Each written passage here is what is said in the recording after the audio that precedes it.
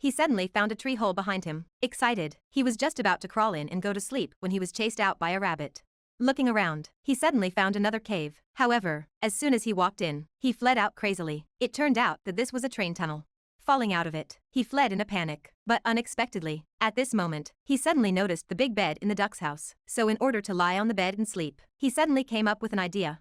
He pretended to be sleepwalking and knocked on the duck's door. As expected, the duck let him in without any obstruction. However, his subsequent series of actions made the duck suspicious, because he not only tidied up the mattress but also reached out and pulled the curtains. Immediately, the duck lifted his eyelid to check. Sure enough, he found that Xiongda was pretending to be asleep.